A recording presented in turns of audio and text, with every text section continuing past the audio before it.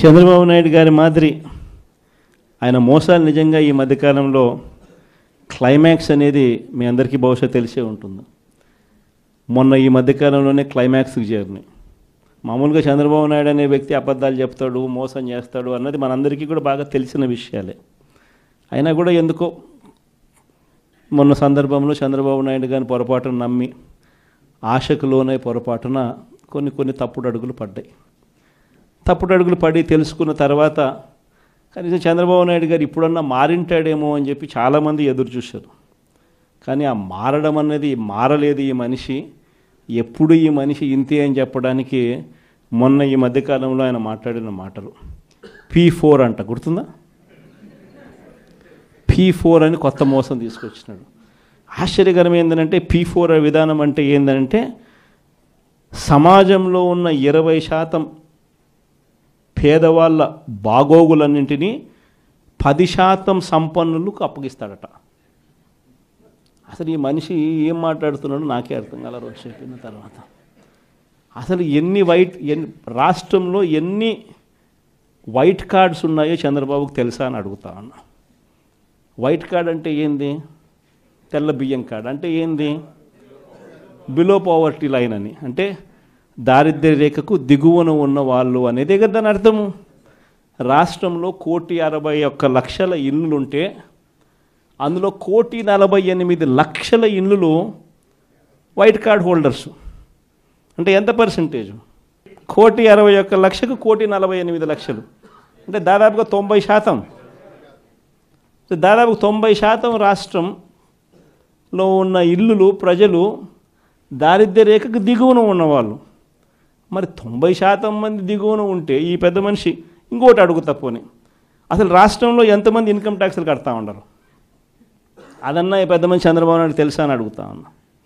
ఎందుకంటే ఇన్కమ్ ట్యాక్స్లు కట్టేది కేవలం 8,60,000 మంది మాత్రమే ఇన్కమ్ ట్యాక్స్లు కడుతున్నారు. మొత్తం మీద ఒక 25 లక్షల మంది ఇన్కమ్ ట్యాక్స్లు ఫైల్ చేస్తూ ఉన్నారు. అందులో నిల్ రిటర్న్స్ అని చెప్పి రాసే వాళ్ళను పోను ఇన్కమ్ ట్యాక్స్లు కట్టే వాళ్ళు ఎంత అంటే కేవలం 8,60,000 మంది మాత్రమే ఇన్కమ్ ట్యాక్స్లు రాష్ట్రంలో కడతా ఉన్నారు. మళ్ళీ 8,60,000 మందికి 1,48,00,000 మందికి అప్పచెప్పాలి కదా. నిజంగా అదే ఆయన చెప్పే P4 అంటే కూడా అక్కడ కూడా మళ్ళీ మోసమే. కేవలం 20% అంటాడు. ఆడ మోసమే. అసలు వాస్తవం చెప్పాలంటే కనీసం 1000 మంది ముందుకు రారు. కనీసం రాష్ట్రంలో 1000 మంది ముందుకు రారు. ఇది జరగదని చెప్పి అందరికీ తెలుసు. అవాస్తవాలని అందరికీ తెలుసు. ఈయన డ్రామాలు ఆడుతున్నాడని అందరికీ తెలుసు. ప్రజలందరూ నవ్వుకుంటున్నారు. ఈయన మాట్లాడేటప్పుడు ఏకంగా మీటింగ్లో నుంచి మనుషులు కూడా వెళ్ళిపోతూ ఉన్నారు. ఇంత అబద్ధాలు చెప్పాకయ్యా, ఇంత మోసం చేయకయ్యా అని చెప్పి చెప్తా ఉన్నా కూడా ఈ మనిషికి నేను చెప్పేది అబద్ధమే, నేను చెప్పేది ప్రజలు నమ్మాల్సిందే అని అబద్ధాల మీద అబద్ధాలు చెప్పుకుంటూ పోతూ ఉన్నాడు. ఎన్ని రేషన్ కార్డులు ఉన్నాయో తెలియదు, వైట్ రేషన్ కార్డుకి అర్థం ఏమిటో తెలియదు, ఎంతమంది రాష్ట్రంలో ఇన్కమ్ ట్యాక్స్లు కడతా ఉన్నారో కూడా తెలీదు అనడం కూడా తప్పు. తెలుసు కానీ మోసం. ఇప్పుడు కూడా సూపర్ 6 ఎందుకు అమలు చేయడం లేదయ్యా, సూపర్ 7 ఎందుకు అమలు చేయడం లేదంటే ఏమంటాడు? రాష్ట్రంలో అప్పులు 10 లక్షలు అంటాడు. ఎన్నిసార్లు చెప్పాలయ్యా నీకు రాష్ట్రంలో అప్పులు ఎంత ఉన్నాయి అని చెప్పి? 6.5 లక్షల కోట్లు రాష్ట్రంలో అప్పులు ఉన్నాయని చెప్పి నువ్వే అసెంబ్లీలో ప్రవేశపెట్టిన నీ బడ్జెట్ డాక్యుమెంట్లో నువ్వే చెప్పించావు. ఆయన ప్రవేశపెట్టిన బడ్జెట్ డాక్యుమెంట్లో రాష్ట్రానికి సంబంధించిన అప్పులు ఎంత అంటే ఆయనే 6.5 లక్షలు అని చెప్పి ఆయనే చూపించారు. 6.5 లక్షల కోట్లలో కూడా 3,13,000 కోట్లు ఆయన ప్రభుత్వం దిగిపోయే నాటికే ఉన్న అప్పులను కూడా అని అందరికీ కూడా తెలుసు.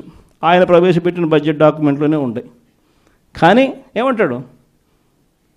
రాష్ట్రం భయంకరంగా చూపించాలా, 10 లక్షల కోట్లు, ఇంకా 2 రోజులు పోతే 12 లక్షల కోట్లు అంటాడు, ఇంకా 4 రోజులు పోతే 14 లక్షల కోట్లు అంటాడు. ఎందుకు? సూపర్ 6 ఎగరగొట్టడానికి, సూపర్ 7 ఎగరగొట్టడానికి మళ్ళీ ఒక అబద్ధం. అంటే ఇంకో పెద్ద గీత గీయడం. దిక్కుమాలిన అబద్ధాలు, దిక్కుమాలిన మోసాలతో ఈ రాష్ట్రంలో ప్రభుత్వంలో పరిపాలన చేస్తా ఉన్న ఇలాంటి పాలన పోయి మళ్ళీ మాట చెప్తే మాట మీద నిలబడే పాలన